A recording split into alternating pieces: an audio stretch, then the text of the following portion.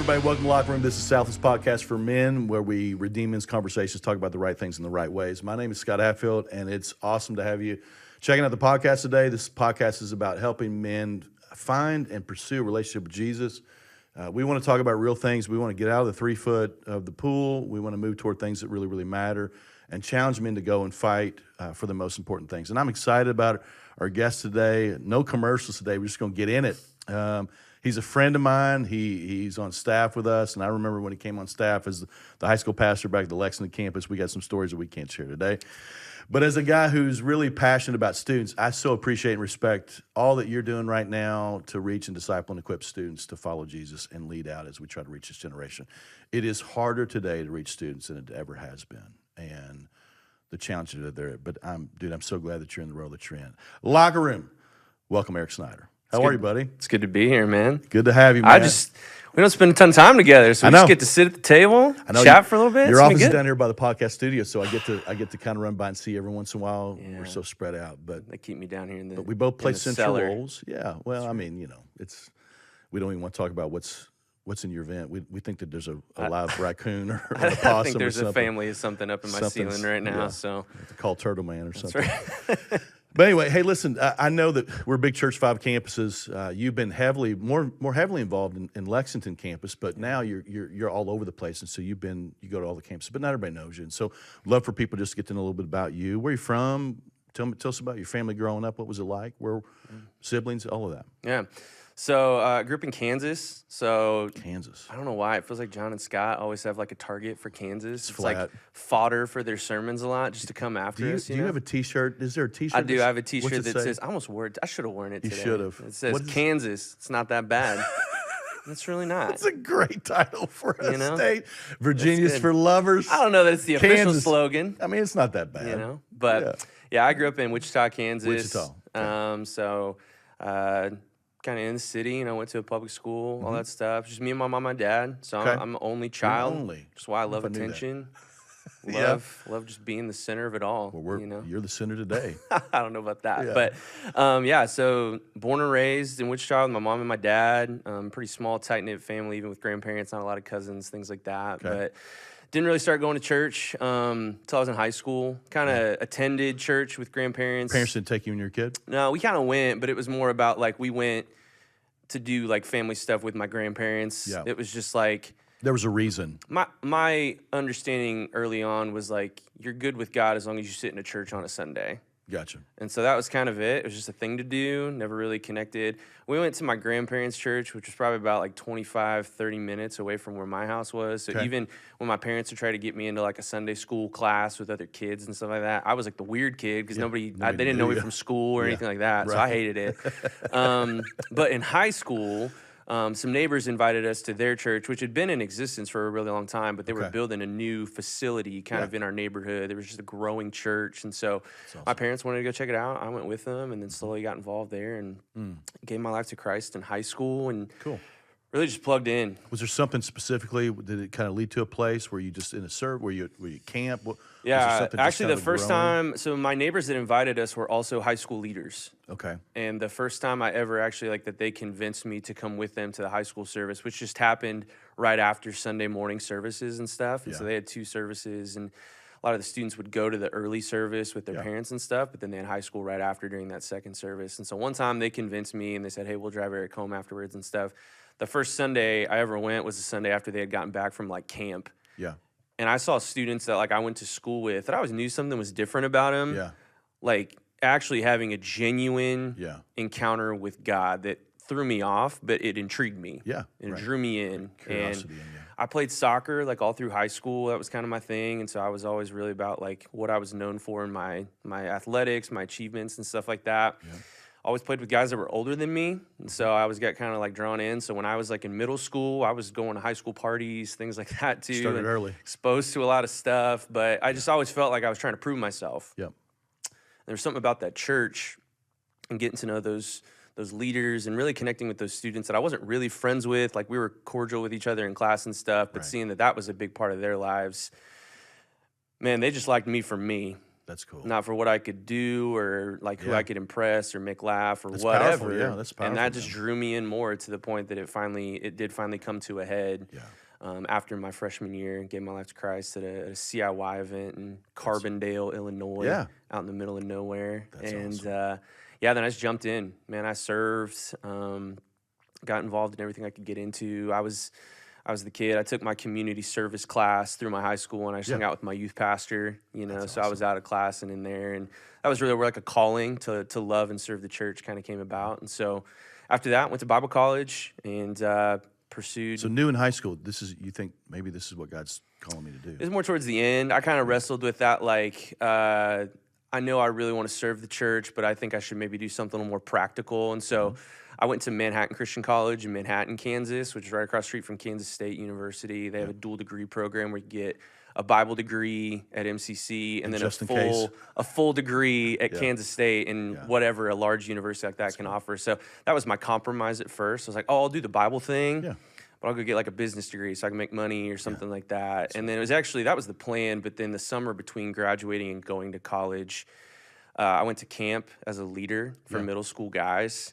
And that was the first time I really got to walk a student through what it meant to accept Jesus into their life. And God just got a hold of me right there. It's like, that's what you're supposed to be doing. So I took like one class at K-State that first year, which I was able to cash in, getting like sports tickets and all that stuff, like free pass to the rec that was included with all that stuff. But I pretty quickly turned towards that and studied youth ministry, dated my wife all through high school and college. We met in high school. High school sweethearts. She's a year older than me, so we even did like the long distance thing for a minute. And when I was a senior in high school and she was a freshman in college, and she was at Kansas State, so we were in school in the same city and stuff like that. And got married right after she graduated, but I still had a semester to go. And then, She got married and you were still in school. Yeah, I had a semester left to go. So she's a middle school teacher, and so she had 4 full years of school, and then she had that half semester of student teaching. And so she moved into the apartment that we'd move into after we got married, that winter break and stuff like that. And then I moved in after we got married. And Right on.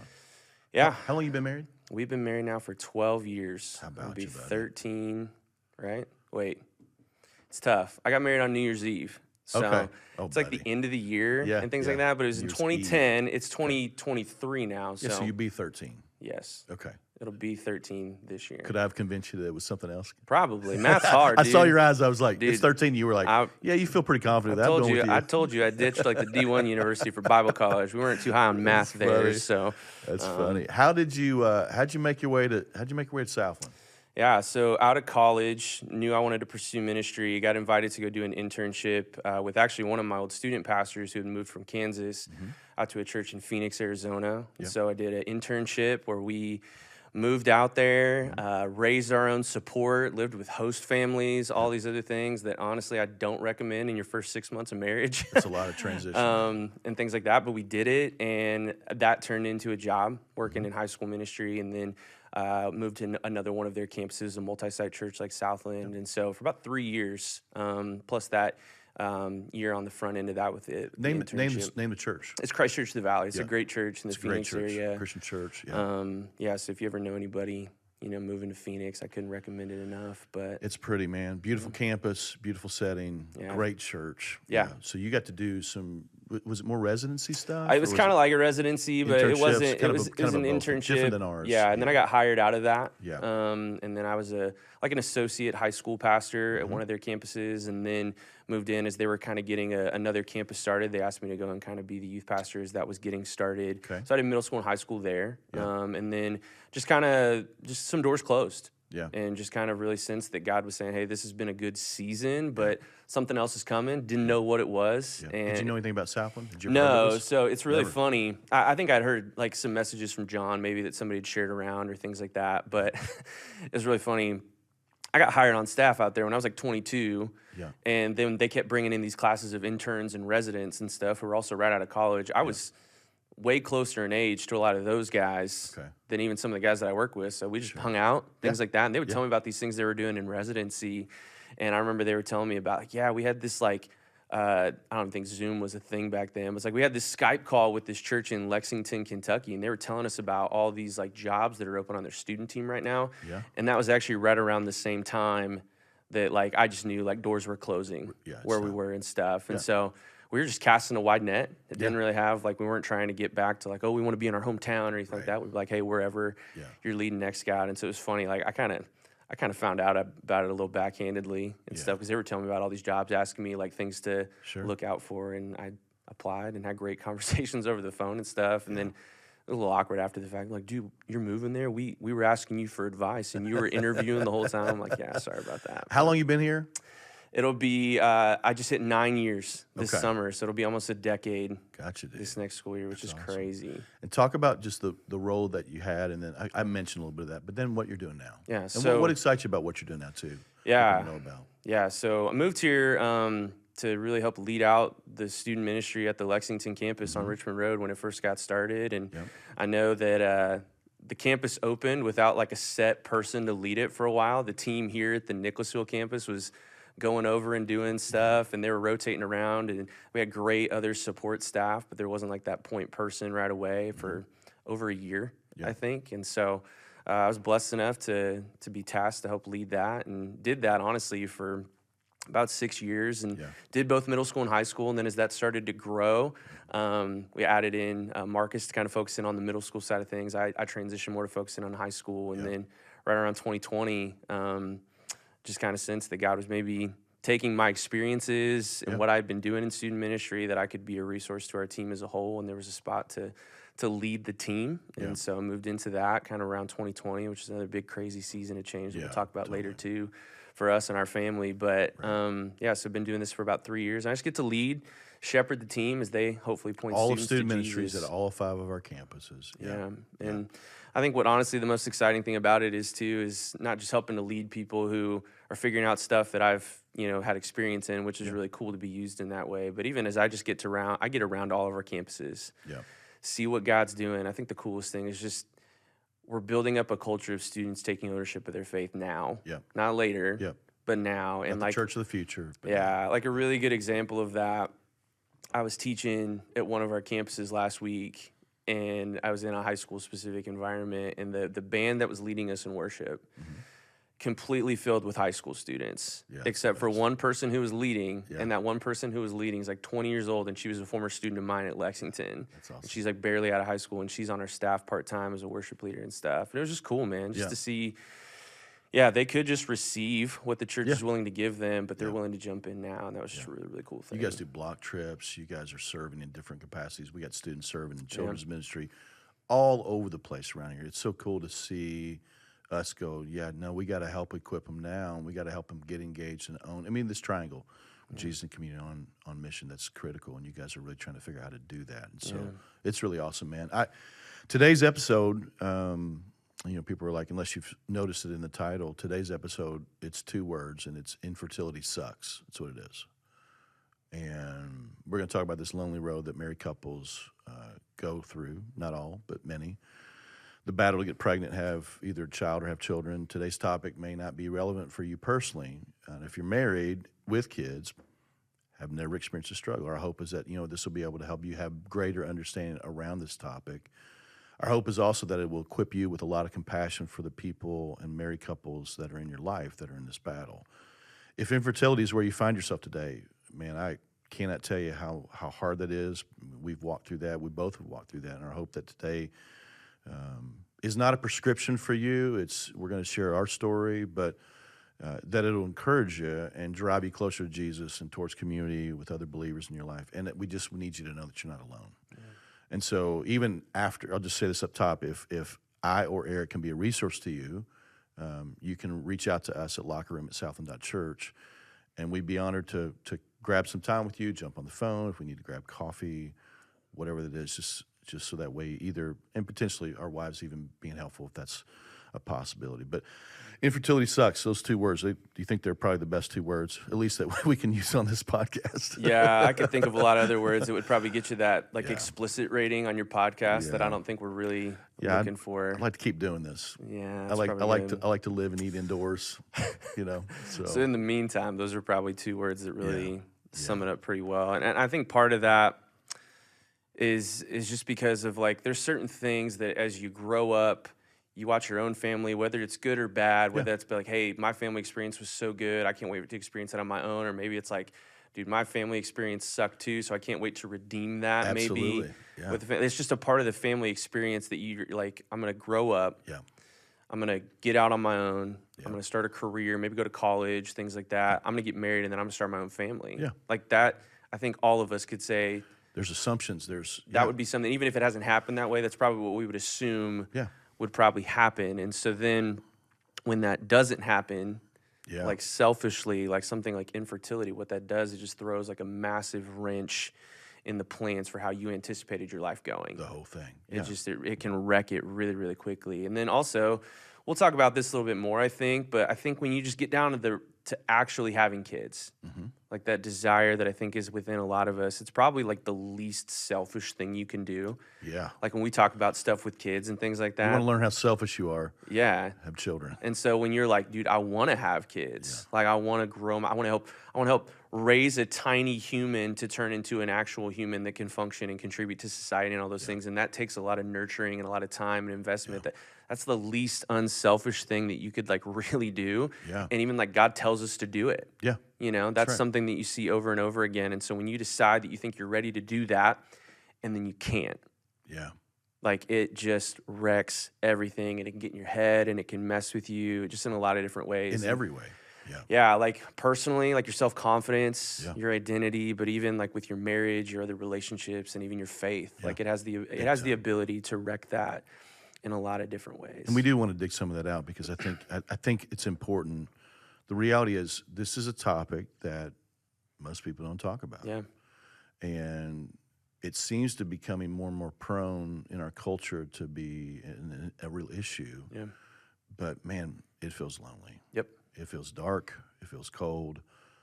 And so I'd love to start with yours, and I'll try to add some stuff in along the way. Yeah. But why don't you walk us through that season where you spent some time being married, weren't thinking about that. You know, you both are involved. Again, your wife's a teacher. Yeah.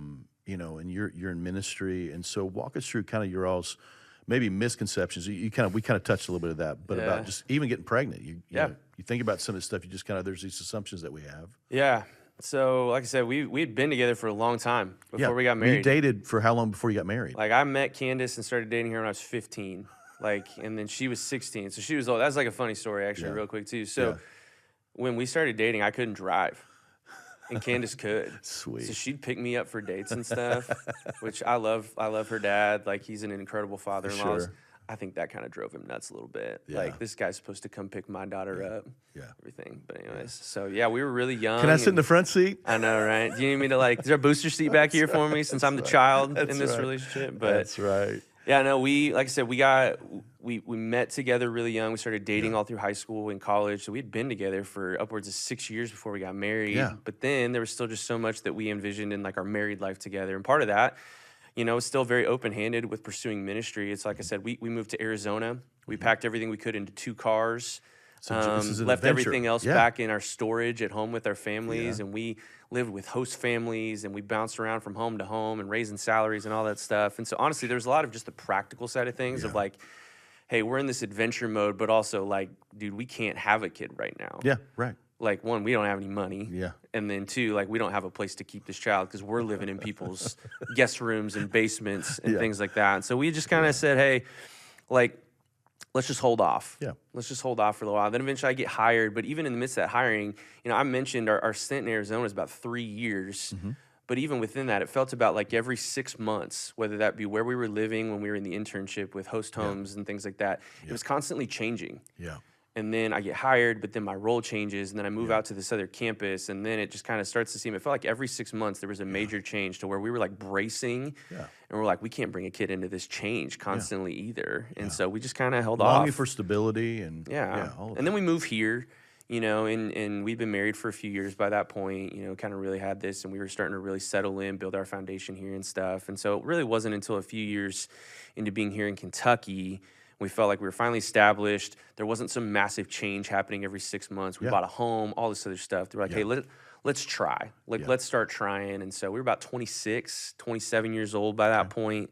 And actually started trying. We didn't put a ton of pressure on ourselves, you know, in our minds. We're still young, all this other stuff. And we still are. But as far as like, we didn't put a ton of pressure on ourselves as far as like, we need to be like tracking cycles or anything like crazy like that. We just tried to let what happens naturally happen. Sure. And, you know, if God was going to bless us with that, we were ready for it and really excited. But I think it was when we had been at it for a few years and getting closer to 30, something mythical about that number 30 when you're a young man. That's like, okay, I'm starting to get older now here. And I feel that even at 34. And but it was when we were getting closer to that we actually started talking to doctors about like what that looks like. And so started off with Candace, like she went through the ringer of all the exams and blood tests and even going on different medication that can kind of help jumpstart some of that stuff, and still just wasn't happening. And so then if it wasn't her, kind of assumed, hey, I probably need to go get checked out too. Yeah. Because then it might be something going on with me. And so that freaked me out. It was my turn to get tested and everything that goes on with that too. But then those tests came back okay too. Wow. So we're like, her tests seem okay. Mine seem okay. Doctors, medical professionals, you tell us, and they give us a diagnosis that's not a diagnosis. Yeah. Unexplained infertility. Yeah. Which I'm like, dude, you went to years and years, hundreds of thousands of dollars in medical school. To say I don't know. To say I don't know. Yeah. And that's sucks. Really kind of what that's been like for us. Yeah. So. We were married almost maybe a little bit longer than you all when we started to make that decision. Sarah was also teaching in public school. She actually was a civil engineer, and then God just changed her calling, and she went back to school and was doing teaching. I was a high school pastor in Louisville. We were very involved in ministry. She's always been a partner with me. I mean, she grieves the fact that I'm not doing student ministries today. Come on, buddy. It's her favorite season, man. Come on back. I love students, man. Adults are way harder, but this is where I'm supposed to be. But I remember going, 6, 7 years in, going, you know what? Maybe we're in a place where we can do that. And so we pull her off birth control, and we start down this road trying to get pregnant. And honestly, we just thought it would, just a couple months maybe, And we had no idea. And we didn't know that, you don't know this until you know this, but we don't know that it typically takes a married couple at least a year before, almost around a year before they can even, for whatever reason, to get pregnant. Yeah. Who knows the answers to that. But my mom had me when she was 14, so I just assumed hit the right time, it's going to happen, And our steps after that were really pretty clear. We tried, just like you, several months, just ignorantly going, let's do it, and then after about 4 to 6 months of that time, we were like, hey, we should probably be a little bit more intentional.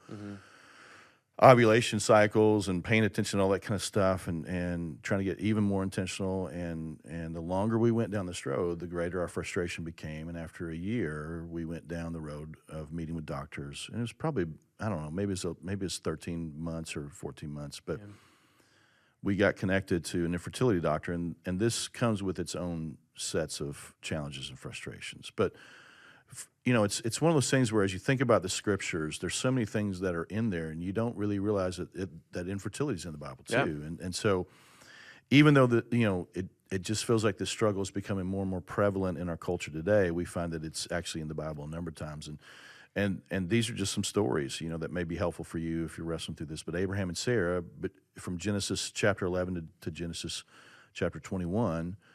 It's their journey of infertility, and God telling them, hey, listen, I'm going to bless you, and I'm going to make you descendants as numerous as the stars of the sky. And he's going, hey, we're old, man. There's no way. And they're laughing, and then they provide Isaac, and so, and then in Genesis 25, there's Isaac and Rebekah, and they have trouble. Yeah. And this is the second generation to struggle with infertility. And then they have Jacob and Rachel in Genesis 29 and 30. They're the third generation. It's interesting because I would never have known that until walking through this to go, oh wait, it was there kind of close to the very beginning, in the early origins of things. And then later there's Samson's parents in Judges 13. His dad's name's Manoah, which is a sweet name. I think it's like a battle name. It makes me think of Jason Momoa. Yeah, Jason Manoah. Manoah, yeah. And his wife, they don't, she doesn't get a name in the Bible, which is kind of weak sauce. But and then Hannah, this is a really popular one that I'll touch in a minute. But then her husband's name's Elkanah. Elkanah? I don't know. Yeah, it's a tough one. Here's a Just pro read it. tip. Whenever like anybody's preaching and they just like breeze through a biblical name from the Old Testament, they're guessing. Yeah. More often than Just not. read it fast with a lot of confidence. That's right, man. Just You keep can moving. get anywhere if you act like you know where you're supposed to be there. That's right. You know.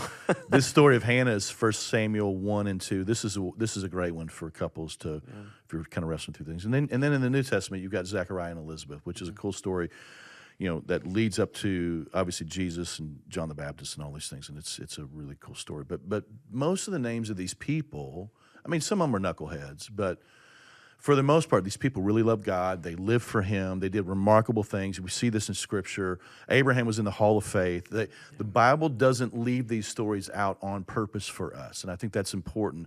They include them, and I'm really grateful that they did because we get to see their struggle. Yeah. We get to see them in and out of belief and doubt. We get to see them in and out of frustration and pain. We see people kind of just close the door and go, you know what, it's never going to happen. Yeah. And then to God to do some impossible in the midst of their utter pain or frustration or confusion or heartbreak. Yeah, it's interesting as you say that because, like, I don't know that as we've gone through this season or even just in different seasons of life when you really spend time in the Word, really thinking about, like, the fact that these are included. These are real people. Is actually a gift. Like, Yeah. that's a good gift from a good father. Yeah. That, He's seen it before, which means He's seeing you in your current circuit. It's not new to Him. Yeah. And so the fact that those things are mentioned, I think it's also interesting too, because even as sometimes you do what you're not always supposed to do, which you try and like insert yourself into the scriptures and things like that too. But even as I remember reading through some of those in the midst of some of that, like you think about like Abraham and Sarah, it's like man, they laughed in the face of God. They doubted Him, which is probably why. And then you start to get into this cause and effect thinking. Yeah. Of like, well, that's why it didn't happen because she laughed in God's face at the idea. Right. You got we assume so much this has everything to do with us. Yeah, like Jacob and Rachel, where it's like he wants Rachel, but he gets Leah, and he's trying to honor this thing that was kind of shady anyways. But either way, there's just sin in the story, and you're like, well, no wonder that there's consequences for that, and it's easy, like I said, on the one side to see like, well, maybe that's why. Maybe I'm not doing something. This is why this is happening. And we might talk about that again a little bit more later. But even just the fact that those exist in the narrative of Scripture is like a good gift from a good father. Absolutely. And as we start down this road together, we'll go in and out of just some information around infertility that might be helpful for couples going through this, and then also weaving in our story. But for you all, and I don't want to be overly personal or invasive, but did you all ever get pregnant during that? Did you all ever have any miscarriages? Anything that you know of? No. Never? Never. Gotcha. Which, like I said, whether it's just a ministry or just people that you're close with, walking people through that side of it is so heartbreaking as well. Yeah. And so even that's something that it's like, man, like while we mourn when this doesn't happen, when we're just riddled with doubt and all these other things too, there's also been some unique ways that maybe the Lord has kind of like really protected us from some of those other heartbreaks that are associated with that as well. So really our story has just hasn't happened. Yeah. So. Well, for those of you listening that haven't been down this road, I'd like to share some things that might make us more sensitive and compassionate toward those that are in the sucky season right now. Yeah. And so I'll just run through some of these. Most of these are pretty personal for me. And so, but I think that if we're not careful, we can be really harmful. And we mean well, and sometimes we try to put Band-Aids on people because it makes us feel better about ourselves. Yeah. But there's just a lot of things. When a couple's walking through this, I want to give our church, or at least our men, greater awareness as to what this might look like. But you think about this, month after month, you're trying and you're praying and you're hoping and you're asking and pleading. It just gets more intense along the way. And then eventually you find out that you're not pregnant. She has her period. Yeah. And then you got to deal with that. And then you got to get up and go to church. Or for us, we work at church, that type of thing. Or people that mean well, it's like my mom was 14. And so like we were, it wasn't until we were 30 till we actually had kids. But it's funny how quickly people are like, hey, man, are you guys going to have kids? Or even parents putting pressure on kids that they may not know that they're actually going through something to go, hey, when are you going to give us some grandbabies? Yeah. I don't know if this felt true for you and Candace, but it felt like everybody around us was freaking getting pregnant. Yeah. And and there were times where, like, through gnashed teeth, I go, congratulations. Yeah. It was hard to rejoice with those who rejoice and mourn with those who mourn. I remember hearing people in my life complain about their kids. Yeah. And man, after a period of time, that really pissed me off because I'm like, oh, I'm so sorry that your kid is not sleeping. Yeah. I'm so sorry that they get on your nerves. They're driving me crazy. Really? Well, and I just want to drop a bomb on them that just kind of creates a lot of perspective. I wish I had your problems, you know. Yeah. What I didn't know, you know, I remember walking into our first Mother's Day when we were in the middle of all of this. And, you know, at churches, we're a lot more mindful of Father's Day and Mother's Day now. But, you know, we just celebrate moms and Moms stand it's up, great. Yeah, give you your give rose on flower, your way in, whatever all it that is. stuff. Yeah, and it's like there's another side of that. And really, just to unpack it even a little further, not just for those who are that want to be moms and dads that can't, or at least at this point aren't, but you got people in there that have lost, you know, moms and dads, or they've got, you know, they look back on their it's really the worst holiday because they grew up with a really bad, non-existent, absent, dysfunctional, toxic mom or dad, and so that day's really hard for a lot of people, both of those days. And so I think that's important. And then what's weird is, man, you just see babies freaking everywhere.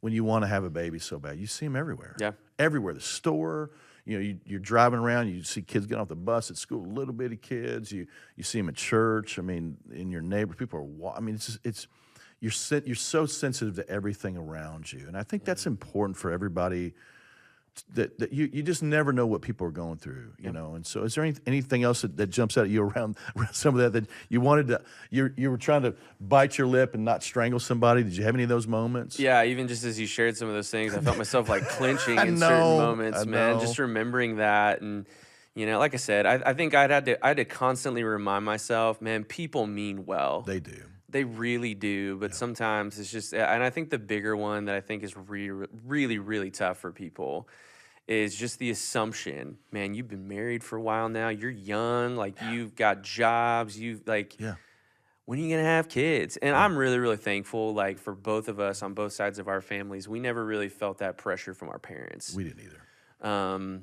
You know, and which made it, you know, an interesting thing when we got to kind of tell them, like when we actually said, hey, we've been trying to have a kid and can't, you know, and just kind of inviting them into that as well. But for every awesome, supportive interaction, you know, and then it really sucks too, because you mentioned, like, man, it seems like, especially when you're in that season of life that we were in, you know, and still are, you have so many friends that want to share life with you. Yeah. They want to share their highs. They want to share all these big moments. And we wanted to want to do that. Yeah. But there was a lot of times where it was really hard to want to do that. And congratulations. And as much as you can muster up to say it. You know? Or even students. I mean, you know, it's one of those things you get students where we've had students that get pregnant and you're like, really? And they come to you like in crisis mode. Yeah. They're like, dude, what do I do? This is not what I want right now. Yeah. And you're hearing that, you know, from a 16, 17-year-old kid. And it's crazy. But spiritually, both are believers. You both love Jesus. You're married. You know, you waited. You really tried to consider when it was time to do that. You both love kids. I mean, again, your wife. I mean, I think I just saw that she got like an award, like some kind of Teacher of the Year. Was she Teacher of the Year? I mean, you can tell she loves kids, and you do too. Yeah.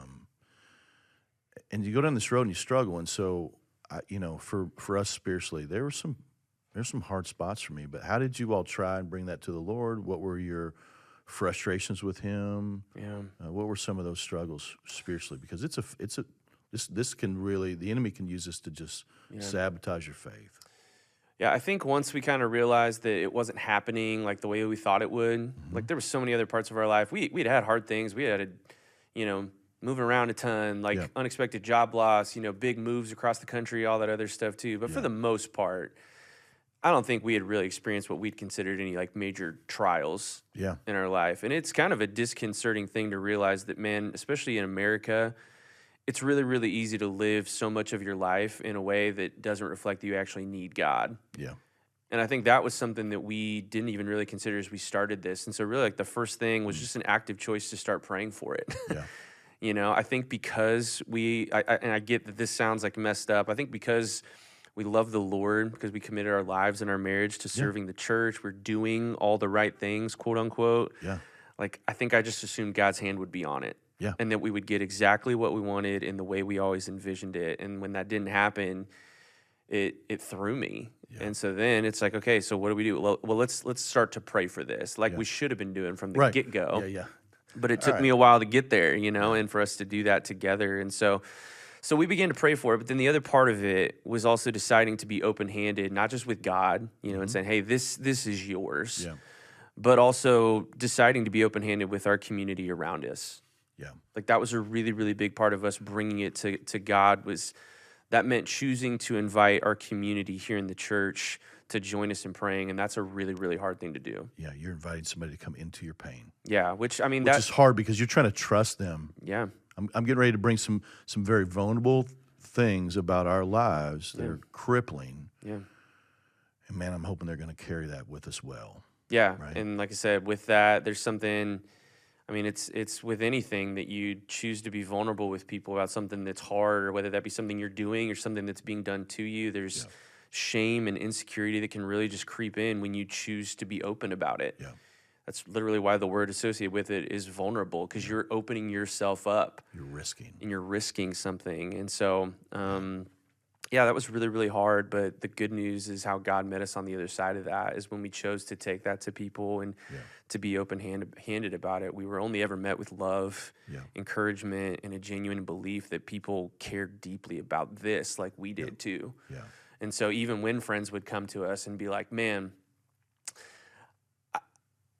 we've been walking through this with you. We've been praying through this with you, but we also just want to let you know, like, hey, we're expecting as well. Yeah. And just even like the acknowledgement of that made it easier for us to be joyful with the people who we love and care about, and to still take meals to them and go meet their baby in the hospital and all that other stuff as well. And so like I said, it feels weird to say that like opening yourself up actually is a way of protecting yourself, but that was another step that we decided we had to take. And that's just who we are. Yeah. We're pretty open-handed people, both Candace and I. And so to keep something in the dark just isn't really in our nature, but it felt like we should with this. Yeah. It really felt like we should, and we had to fight against that. So we probably were like you guys too. We just assumed that it would happen, and so I'm healthy, she's healthy, no issues. And then eventually we get into the weeds, and I learned of this woman named Hannah, and I'm like, whoa, tell me about this prayer, Hannah. And so I read it. It's 1 Samuel 1:10 and 11. It says, in her deep anguish, just hear the words. In her deep anguish, Hannah prayed to the Lord, weeping bitterly. She made a vow saying, Lord Almighty, if you will only look at your servant's misery and remember me and not forget your servant, but give her a son, then I will give him to the Lord for all the days of my life. I mean, notice what Hannah prays for. She says, Lord, if you'll give me a son, I'll raise him up in you, and I'll actually give him back to you. I mean, translation for us is like, if you'll just bless us with this gift, man, we'll do everything in our power to help them know you, Jesus. We know that they're alone. We'll give them back to you. We'll do everything in our power to help them know you. And then even in 1 Samuel 1, Eli, she's in the temple when she prays this, and Eli hears her. He thinks she's drunk. He's like, what is this uttering? And so she says, I'm not drunk. I'm deeply troubled in anguish and grief. And Eli then said, go in peace. May God grant you what you've asked for. Which, boy, it's like, wait, do you even know what I was asking for? But God gave Eli what he needed to say to her, and then she left. In verse 18, it says, may your servant find favor in your eyes. She went her way, and her face was no longer downcast. And then basically the next day, she gets pregnant. Verse 20, it says, so in the course of time, Hannah became pregnant and gave birth to a son, and she named him Samuel, saying, because I've asked the Lord for him. It's a powerful story and a powerful prayer. And man, I felt like I prayed that prayer hundreds of times, over and over again. I'm sure you guys probably felt that too. God, give us a child, and we'll give him back to you. God, give us a child, and hear our hearts, show us your favor, all these different things. I can't tell you how many times we prayed that prayer collectively, individually, personally. Asked people in my life to pray that prayer, seeking to move and answer our prayers month after month. No answers, even through the infertility treatment, because we had the same diagnosis. We both had some things. You guys neither had some things, and it was unexplained. We had a little bit of stuff, both of us, and it was still unexplained. It's like, well, awesome. Glad we spent all this money. It's cool, you know. There's a misconception that we inherently have when it comes to our lives, that you already mentioned this, that if you follow Jesus, and you really desire, no one's perfect, but you really desire to honor him and live your life for him and make decisions that bring him glory, that we just think everything should go our way. Yeah, we treat God like a vending machine. Big time. If I do what I'm supposed to do, it's like spiritual karma in some ways. Yeah, which is totally unbiblical. It doesn't say that, but it's this idea of like, oh, if I put in what I'm supposed to put in, if I sacrifice what I've been asked to sacrifice, and I unlock the right combination of letters, like what I'm asking for, what I'm requesting, God's just going to give it to me. Yeah. And there's nothing in the Bible that backs that way of thinking up. But it's so easy to allow that to just creep in of like, man, God, I'm doing what you've told me to do. Yeah. But then you also see tons of examples of that throughout Scripture of people who were upright. Yeah.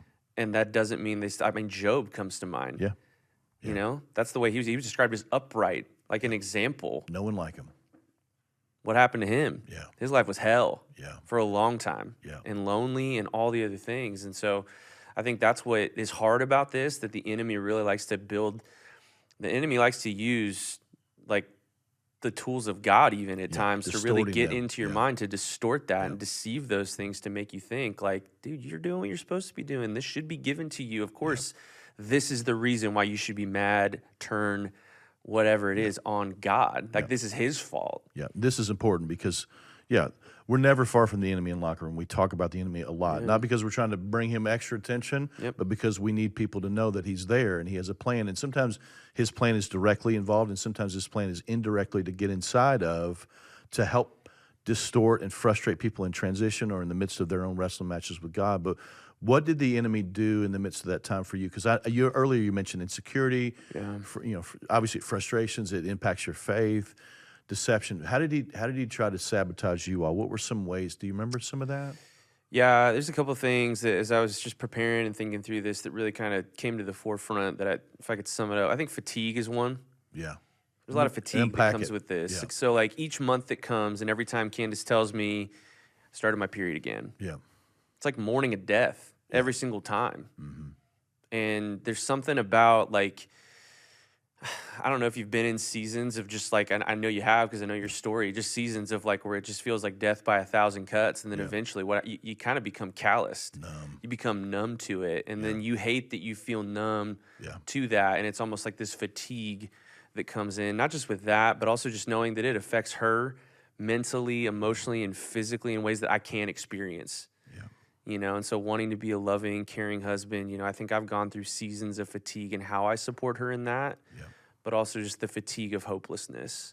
Yeah. And I think that was probably one of the ways that to have all the hope in the world in Jesus and to feel hopeless. Yeah. That he's not going to do That's what this can do. And the other one I think we talked about is just envy. Yeah. Envy was one that just crept in a lot of different ways. It's hard to rejoice with those who rejoice. And we've talked about that. But I do think like one of the things that really got me and we kind of alluded to this. Mm-hmm. Man, I had high school students come to me, and tell me like, "Bro, I got my girlfriend pregnant. Yeah. I don't want to keep this. I don't want to keep this baby. Mm-hmm. I don't want to do this. I'm not prepared to do this," and things like that. And just be like, how freaking unfair is it that this kid, this moron, just wanted to get in the backseat of the car with his girlfriend, and their lives were changed forever in something that it's like it goes back to that idea. I'm doing it right. Yeah. Why isn't this happening? Yeah. And it's ugly, man. It's an ugly, ugly thing to be envious of people in that way when it really has nothing to do with them. It has nothing to do with them. I mean, literally, I can look in the mirror and go, 14 years old. Yeah. That's how old your mom was when she had you. And I'm going, man, God, I want to do this so differently. Yeah. You know that I want to do this differently. And you know that I'm way more equipped. No one's equipped. Yeah. Nobody's equipped. I don't care how many, but I just know that I was in a much better place emotionally, spiritually, relationally, all of those things where I'm going, man, all I want to do is chase this out and have kids that just love you and change the whole trajectory of our family. Yeah. and I can't, Yep. you know. Or this was a big one for me, and I'm just going to be candid personally. At some point over the course of this, the enemy was going, hey, maybe it's really because of your sexual past. Mm. And I'm like, oh. Mm. So this is my punishment. Yeah. It's just what you see in the scriptures when you see someone with leprosy or Yeah. someone that's lame or sick. They go, hey, it's either your sin or it's your Yeah. parents' sin. And the reality is, he's just whispering that it's all because of you. And it's like, man, and I had to really dig that out and go, no, man, you know what? The cross was enough. Yep. And the tomb was enough. And that's not the way God works. And God is good. Yeah. But I had to get that out of my filter. But he would just say, you know, there's something wrong in your lives. You guys aren't living in God's will. There's just these little whispers along the way, or God's not for you. And I mean, he can do that today in anything. But the reality is, there's a sensitivity. You're just available to things, and he knows that. And so he's just trying to plant seeds that do whatever he can do to distort the work of God in your lives and deceive us in a great way. And if he can, to take our faith from that. So that's what he's after. But I've had guys, and I've talked to guys who just, you know, tears in their eyes, and they're going, the enemy's told me I'm not a man. Yep. The one thing that I can't give my wife a baby, man. Mm-hmm. It's like I can give her anything else. Yeah.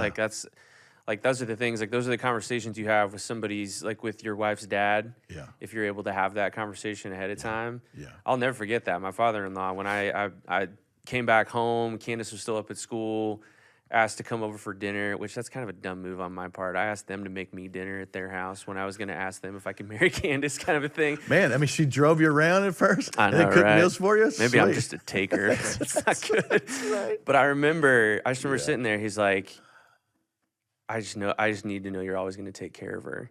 Yeah. And it's like, yeah, I looked him dead in the eyes and I said, I can do that. And it's really easy to just Honored to do believe. that. And I'd be honored to do that. But it's really easy to believe when it's something, you know, that she wants and you want too. Yeah. When you've seen all the other different ways, that's the thing. Like, I just remember there's so many different things. I learn a lot by looking back. Yeah, absolutely. And there's been so many other things. I can honestly say this is probably the one area of my life that I've prayed for the longest that I haven't gotten what I thought I wanted out of it, or that it didn't happen the way that I envisioned it. So just the lie that kept coming in with my own insecurity in a lot of different ways was just believing, like, man, is this something with me? Yeah. Like you had mentioned, is there something that isn't like out there that I need to, I didn't know what it was. And just that insecurity. Yeah. Like I said, I'm a pretty open book, but one of the things, you know, that I always try to do when I get to communicate or to teach or preach or things like that is to really share my own stories and experiences with students and people about like where I'm at with God. I like doing that a lot more than trying to rack my brain about like what's happening in culture, finding like a funny video or things like that. I like to just let them know who I am and what God's been doing through me and how that might relate to them. Yeah. I feel like I couldn't do that. With this. Yeah, because they can't handle it. And I don't know that whatever I'm going to say is going to really be good for me. Yeah, and what that did was, when you talk about how the enemy was deceiving me in the midst of that, is I started to feel like a fraud. Yeah. I started to feel like a fraud in front of my students, in front of my volunteers. It kept me from wanting to be honest with Candace at times about how this was hurting me. Yeah. You know, I felt like I needed to be the strong guy. Yeah. In the midst of that. And that's the thing. I feel like when I've talked to other guys who don't rob your wife, you know, it's one of those things. Like, I've talked to guys about this, and like, I know how big of a deal it is for them to talk to another guy about this. But usually one of the first questions I'll ask is, hey, are you talking to your wife about how you feel about this? Like, well, no, I don't want to add more stress on. Because that's the thing. They tell you all these things. Well, like, hey, are you removing stress from your life? Maybe that's why you're not getting pregnant, because you're super stressed and all this other stuff. Yeah. Why would I add to that? Yeah. Right. In the midst of that. And so, but it's those things that the enemy would just really get in my head about that. When we talk about like the feelings of not feeling like a man, and things like that, dude, testing, getting tested, for all this stuff, dude.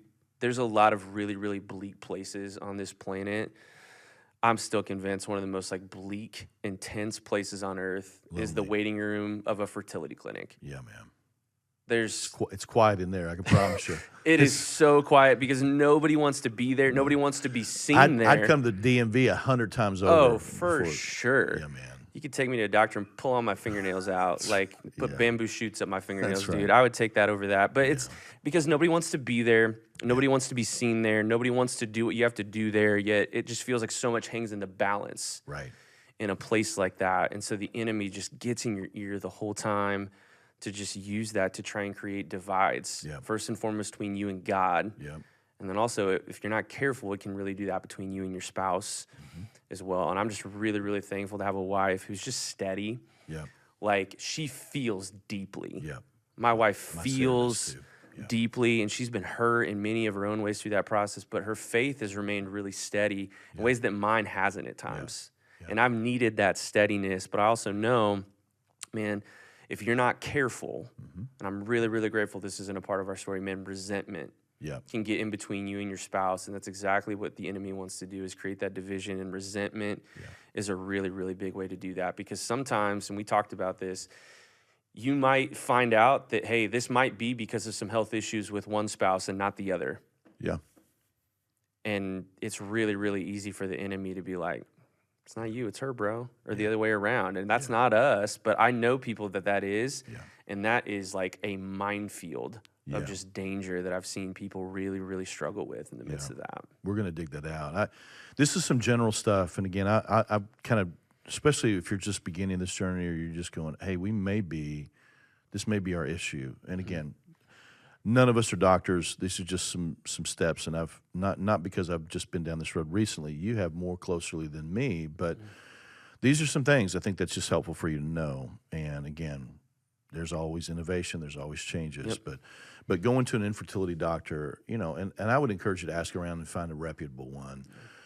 Here's the deal: insurance companies typically don't cover this stuff, so make sure you find someone that is known, whether it's around here or even if you have to travel. We have known couples that found some good ones in Lexington. I've also known couples that have gone to Cincinnati to find some infertility doctors there, but just know this: they won't see you until you've walked through this road at least a year. And then getting tested, we talked about this a little bit. I mean, this is a blast.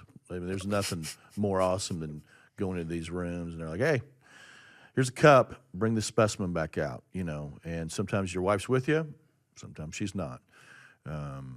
And they run tests on men and women. And even before those tests, it's like they're learning a little bit of a baseline of who you are. And so they're going to ask you about your medical history, any chronic illnesses or surgeries. They're going to look at your prescription medication. They're going to ask you about your use of caffeine, alcohol, drugs. They'll ask you about your sexual habits, like how often are you having sex, any history of sexual problems. Do you have any sexually transmitted diseases? They'll test you for that. They'll tell you to stay out of hot tubs and saunas and stop wearing tight fitting. I mean, I don't know anybody wears like these real, these little bitty tight ones, but maybe they do. Listen, I'm not that I'm asking everybody, but you're not supposed to wear those because it warms up your junk. You don't need those boys too tight together because it'll limit sperm production.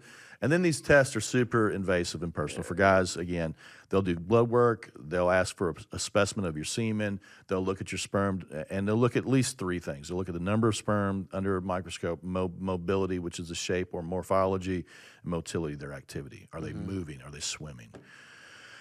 And I know that sounds like a lot for us, but your wife has way more of an invasive road than you do. I mean, they check hormones. They talk about your menstrual cycle to learn if it's regular or irregular. Ultrasound exams, which are just not fun. Sitting there with your wife and they're up in pelvic, all this kind of stuff. And they're looking at your wife's reproductive system. They test for estrogen, progesterone levels. They'll do a pelvic exam. At some point, they'll do, if need be, they may have to do a laparoscopy to look for endometriosis, scarring, or other conditions. They may biopsy your uterine lining. Not all women undergo all these tests. So your doctor will guide you through the most appropriate steps for you. But keys for married couples, and you kind of alluded to that, and I want to touch that.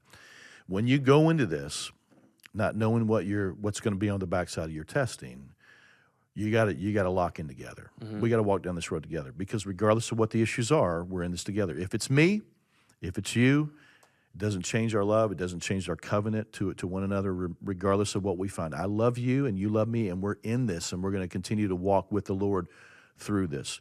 So whatever the discovery finds, we face it together with Jesus, and we grieve it together with the Lord. And we lean in and we love each other and we walk through it together. I want to remind you that you signed up for this, okay? When you stand on a wherever you were, you express some vows for good times and bad, and joy and sorrow, and sickness and in health, forsaking all others till death do you part. Yeah. I mean, you may not know it, but that day you signed up for this. Yep. And your wife needs to be constantly affirmed and reminded that you're in this no matter the outcome. Ephesians 5:31 says, for this reason a man will leave his father and mother and be united to his wife, and the two will become one. Yep. God calls us one, and so we don't point fingers, we don't blame the other, we don't get embittered or resentful because of the results. We're committed to love one another and to walk through whatever you find. Because here's the reality. For me, serving in a number of different churches, I've heard of these horrific stories of wives leaving their husbands because of their infertility problems. They landed on him. I've also learned of husbands who go, listen, I wanted to have kids, and well, you can't, and so I'm done. And they leave their wives, and it's terrible, unbelievably terrible. We have no idea what's on the other side of those vows that we express on our wedding day, but whatever it is, it's our joy, and it's our sorrow, and it's our good times, and it's our bad times. It's our sickness, and it's our health. One man, one woman for one lifetime. That's God's heart for marriage. So we don't run, we don't quit, we don't give up because it's hard. We fight for, we lean in, we do this together. We stay in lockstep with our spouse and with the Lord. That's super important. That's what we did. We walked through all that stuff. You all, what was your all's approach when you got to this place? When you all heard unexplained infertility, what did that look like for you? Yeah. So, I mean, obviously, there's just the sitting with it for a little bit. Yeah. But I'm a fixer. Yeah. So I wanted so badly just to try and fix it and make it all better, but I think the first thing, and it kind of goes back to what you had just said, is I think this has just been another opportunity for me to just learn more how to just be present Right. with my wife, and listen to her heart, and really practicing like what we're titling this episode. Man, it just sucks. Yeah. It just sucks, and it's really hard. And recognizing that instead of trying to overanalyze what we are, what we aren't doing, or coaching her through emotions or things like that, just being present has been something that we did. But then, like on the practical side of things, where you still have this desire within you, I think for us, when you talk about all your different options that you had mentioned, there might be different, options that an infertility specialist might, kind of bring your way. You kind of alluded to some of those, but like honestly, like the thing you learn really, really quickly, that stuff costs a ton of money. Yep. A ton of money. Yep. And for us, it was just kind of one of those things that we knew that for us to start a family was going to take like an incredible amount of resources. Yep. And those were just things that we really started to kind of like open up our mind a little bit too, that I know we'll talk about later of like, hey, a lot of times I think realizing what we've been praying, and it even goes back to that prayer, of Hannah that you mentioned earlier of like, hey, give me a son. Yeah. The prayer wasn't help me get pregnant. Yeah. Mm-hmm. And realizing that in a way that I think I had been thinking, and this is way more me than my wife, because my wife's smarter and she's more faithful to me in a lot of different things too, Sure. that in my mind, I was more focused on what God wasn't doing than realizing that there was more ways that he could answer that prayer than what I would realize. That's right. And both of them were going to take, like either of those routes, we're going to take a lot of resources to do that. Yeah. And I think for us, we just kind of had like a piece of knowing that, hey, if we know we want a family, we want to try and raise up a son or a daughter to be able to know Jesus and to follow him and to live their life for him, that we just had to really consider what that meant for our family and just really trying to weigh those things out. And for us, it wasn't going like super far down the what's every infertility doctor going to try and offer to us like scientifically, but it was to really pursue what it could look like for our family to start our family through adoption. Yeah. And so, but yeah. I want to circle back just because I think I kind of want to hammer this nail again for men just about their wives. Listen, it's when we find out we're not pregnant, it's painful for me too. Yeah. And what's interesting is you think about little boys when they grow up. I mean, they play, and what do they play? They're they pretend to be an athlete. Mm-hmm. They play sports, or they they want to be a police officer or a fireman or something like that. If you hand a kid a bat, it could be a bat or it might be a sword. I mean, we're always ready for battle. Yeah. We're always fighting. There's always a Yeah. battle to be in, a war to win, that type of thing. But if you look at little girls, they dream about for a long time, man. They grow up with these stories about Prince Charming and getting married, and they get baby dolls, and they pretend to be mom 1,000 times, And they rocked this baby, and they fed this baby, and they've changed this baby, and they've taken care of this baby, and they learn this very early in life. And infertility is hard on both husbands and wives, but man, there's a deep wound on women that comes with infertility. And so, guys, please be sensitive and please be patient. Yeah. With a lot of grace and a lot of understanding, a lot of empathy, because that matters. And so, I want to move us. I'm gonna move us down just because for the sake of time. But there's a verse. It's Proverbs 13:12, and it's not a verse that most people memorize, but it says it's Proverbs 13:12. It says, "Hope deferred makes the heart sick, but a longing fulfilled is a tree of life." Hope deferred makes the heart sick. And so it's a weird way that it's set up there. But having this hope for children that doesn't materialize in pregnancy over and over again makes your heart sick. Yeah. It does. There's one thing I think most of us struggle with. It's grief. We don't know how to do it, and really, it's kind of unexplained. And it's kind of unmet expectations. We've talked about this with counselors, even personally. You have this idea for your life, and then it doesn't happen, and then you got to grieve it. And you're trying to grieve it through a filter of either just the American dream or what you assume Jesus would do for us if we're following him, and you have to grieve these unmet expectations. And the reality is, you can cover it up, you can try to medicate it, you can just shut down and live on an island, and you'll just carry it, and it's too heavy to carry. And that's why we need trusted people, whether that's friends or people at church or Christian counselors. But was there anything that you guys had to? I mean, how did you feel like you grieved? Did you all feel like you grieved well? Not at times. Yeah, we didn't either. Honestly, and it's weird because I think that verse actually probably is really spot on. Yeah. In a lot of different ways, because it does kind of lead to this like sickness almost is what it feels like, where you just feel crummy. Like if you're sick, you struggle with energy, you struggle with joy, you struggle with all these other things too. But when you think about death, everything stops with death. Yeah. Like if somebody dies close to you, or just somebody that you're like you don't go into work. Yeah. You take time away to go and remember. And to grieve and to come to grips with the fact that person that was here is no longer there, and that hurts. Yeah. And I think because it is this not quite yet realized thing with pregnancy and all these other things too, but also like that's just not something that anybody else is really going to give you time or space to grieve. Yeah. And we're both really blessed to. You grieve separately. You grieve different ways. You grieve. It takes longer. Grief's different for different people. Yeah, like for me, like Candace is one to really just want to process things openly, and I tend to want to like stuff it down. Yeah. And that's just been a thing that I've had to. When you talk about how we grieve well, it's been me growing in that. Yeah. Like trying to really acknowledge that, but also not let it become calloused. Yeah.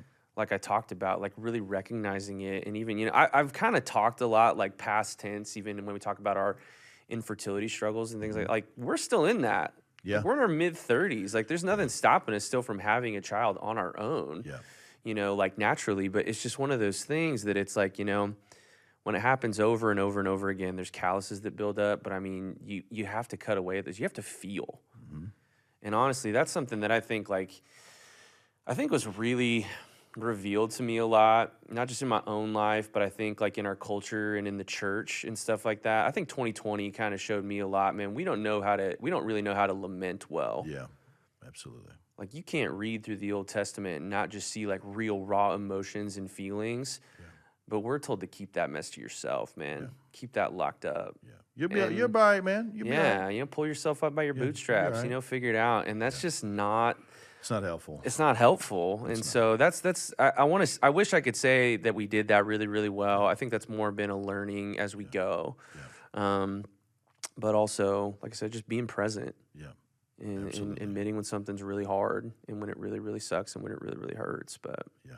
I know we're bouncing in and out of this piece, but these treatment plans that that you guys chose not to do, and we did a little bit of this. I'll just kind of hit it quickly, and we can talk about it. But sometimes what they do is after they find out that whatever these things are, they can put you on some hormones or some medical treatment in the effort to correct whatever issue you may have. Get numbers up or whatever that is. They also, they'll tell you about fertility treatment options. There are many, and I'll just touch two. But the first one is an IUI, which is artificial insemination, which basically this method is you bypass the vagina and the cervix. We're using medical terms here. I feel like I'm back in high school. Do we just need to say it to get the giggles out, like you did in like middle school sex ed class? Do we need a graph? Yeah. They get your sample. They wash it. They remove the debris and the sperm that's not moving and not healthy, and then they inject the husband's sperm into the wife's uterus, much closer to the eggs, and that's a way. And we did that many times. And then there's another way. We didn't do this. We wrestle with it. We have friends that did this as well. But we've known many people that have gone down this road. But IVF, it's in vitro fertilization. This is another method available. Costs more money. It's more expensive. This is where eggs are removed from the wife, and then they're fertilized by the husband's sperm, and then those fertilized eggs are put back in the embryo. So they take everything out, and then they put it together, and then they put it back in. Into the wife's womb to grow and develop. And the reality with that is you got to figure out how many eggs you want to put out, and then how many embryos you're going to make. And the reality is some of these things you could have multiple kids, and to know that these embryos are bodies, are people, and you don't just freeze them and just throw them away. These are people, and so. And not knowing how many of them are going to make it and how many aren't. And so it's a big deal that you should really wrestle with. And listen, I'd love to be able to say, hey, this is exactly what the Lord says. I think it's something you have to really wrestle with and go, hey, is this a step you want us to take, Lord? Yeah. We talk about that with students all the time. Big question students ask us is like, man, what am I supposed to do? What's God's will for my life or in a certain decision or moment? And it's like, sometimes you're going to honor God best by using the brain that he gave you. To make a decision that you might not know exactly what it's going to look like, but that doesn't mean you're not honoring God in the midst of making those choices. Yeah. The other, and there are other options, and I don't have time for that. But those are the more general. Yeah. This is where you should go if you want to go. The other options are foster care and adoption that we're actually going to spend time on the next episode. But we're toward the end of this, but I guess. Is there anything that you, as we've been walking down this road, as you're thinking about? Again, I don't know who's going to hear all of these things. I have no idea what people's stories are necessarily. But as you're thinking about that, what would you want couples to know now that you're in this battle, to go, hey man, I really need you to know this, and what is that for them? How would you encourage them or help them? Yeah, I think the big thing is just a reminder you're not alone. Yeah. Like, I think the fact that we're able to have conversations like this within our church and within platforms that exist within our church it's huge progress. Yeah. John and Scott are always really good about like really being sensitive to different things and like, helping people feel seen in something that you feel completely alone in. So, but realizing that hopefully that doesn't just happen from the platforms of a stage or a podcast, but that happens within the circles that make up our church. Oceans of people, man, but you can be alone in an ocean of people, and you don't have to be alone. Yeah, so I think just recognizing first and foremost that you're not alone, but if you're hearing this and that hasn't been something too, you said it earlier, man, you just don't know what people are going through. Yeah. And just taking a step to step outside of your own circle and your own reality, your own sphere of just what's happening in your world. Yeah. To realize, man, that there are people going through this. But on the flip side of that too, your ability to be open about this with people in a weird way is what actually will guard your heart. Yeah. Like I said, people mean well, but people just say stuff that they don't realize is actually cutting you really, really deeply when you're in the midst of this.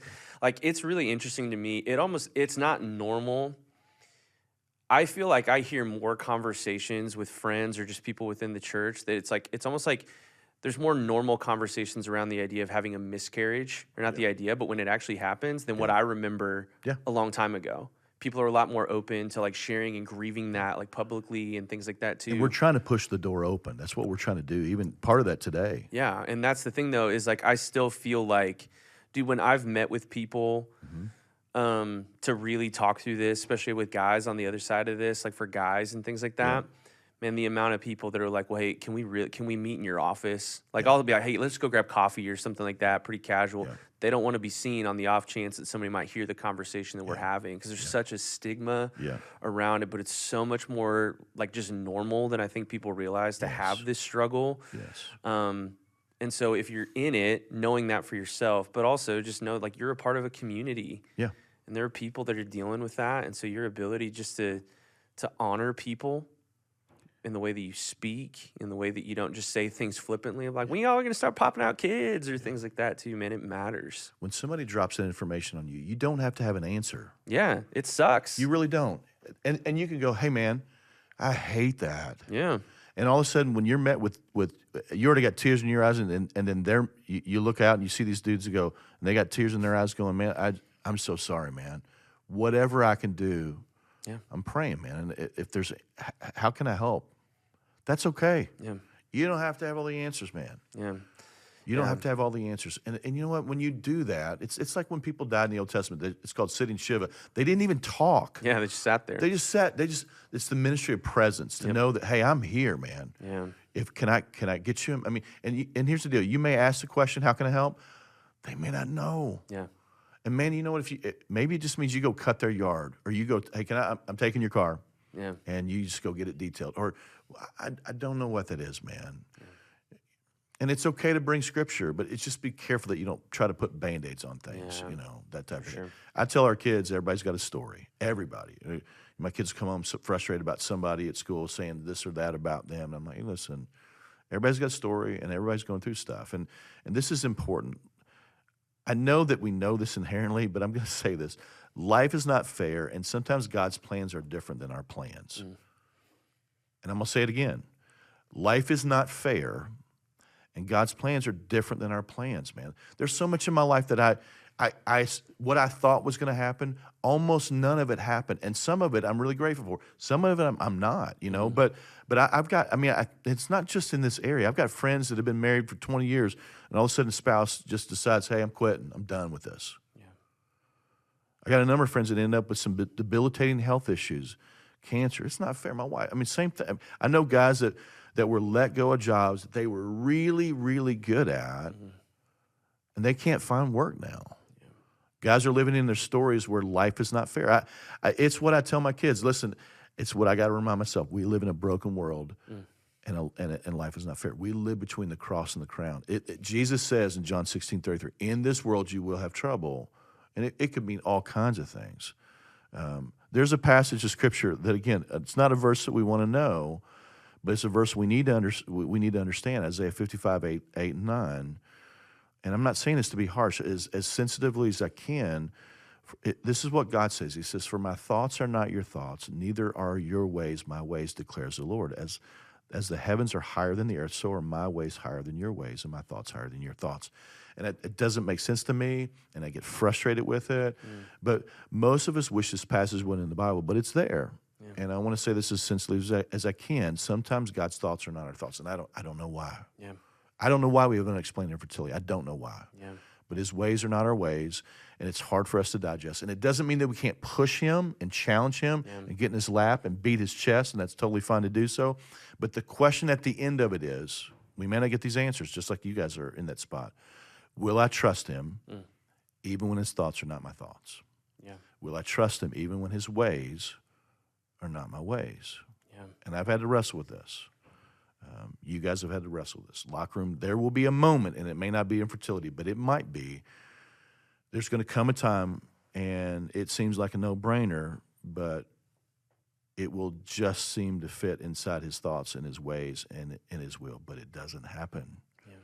And it could be infertility, and it could be something vocationally. It could be that you're single and you've always wanted to be married, and it just doesn't happen. It could be health-related. The question that we have to resolve in our own hearts is, will I trust him even if I don't understand, even if he doesn't answer my prayers the way I want him to? Yeah. And it may take some time, but on the backside of it, I hope that we can all get there. I've done this. This is me. Okay, I'm not saying anybody else should go down this road. This is what happens in Scott Hatfield's head, and we're about to wrap up. But I've had to ask myself this question: if God did nothing else for me in this life other than rescue me from my sins, is it enough? I mean, if when I came to Christ when I was 17, he said, I love you, I've forgiven you of everything, and I'm coming back. Yeah. Just live for me. Is it enough? And thankfully, theologically, that's not. I don't have to really be in that spot, but I've kind of had to do that, and maybe no one else has been there. Maybe it's just me, but I had to reconcile and go, you know what? He is good. Mm-hmm. He does hear my prayers. He answers my prayers, not always the way I want him to. Mm-hmm. It also says he's close to the brokenhearted. He's for me. And anybody that's listening, he's for you. And regardless of the outcome, eventually I have to settle my own heart to a place where I have to borrow the words of Jesus. It's not my will, your will be done.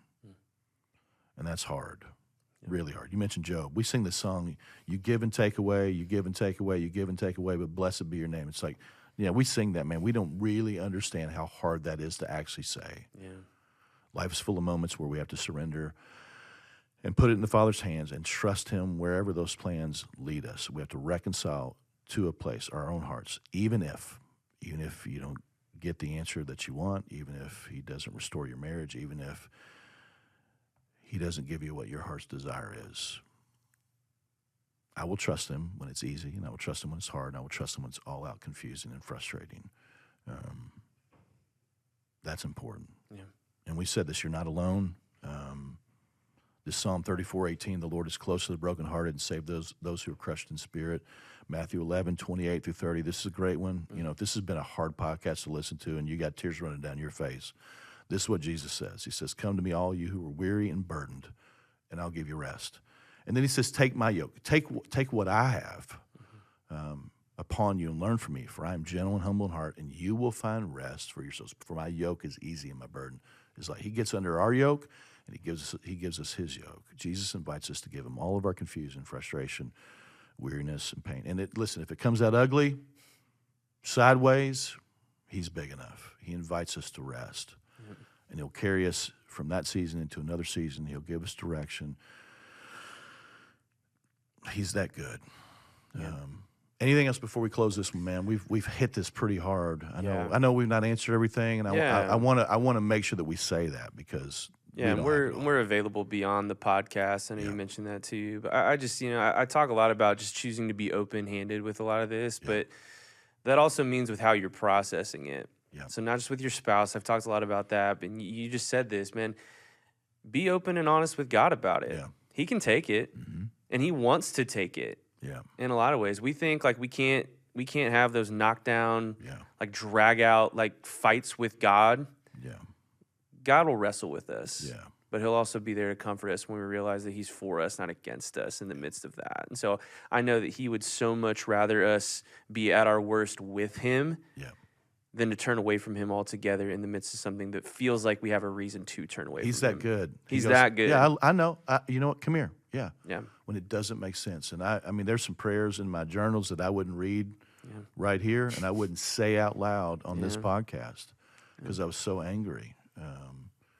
It's crazy, man. Psalm 10, Psalm 12, Psalm 13, Psalm 22 are these psalms where David's just pouring out his heart. Yeah. And at the end of each of those psalms, you find him say, God, you're good, or God, your faithfulness is everlasting, or I trust you. And it's like, how did he get there? Well, he got there through taking this honestly, just being honest with God. And I think that's super important. Yeah. Thanks for being on, man. My pleasure. I hope that this really is helpful for a lot of people. Really grateful for you and Candace and your story. And we get to hit another one here in a second for next week. But the two words are Infertility Sucks. And there are no truer words.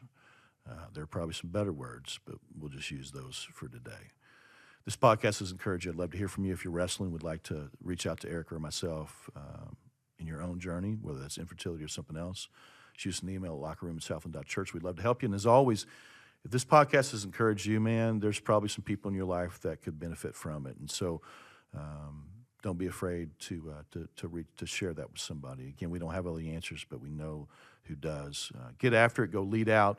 Fight for the most important things. And we'll catch you next time on Locker Room.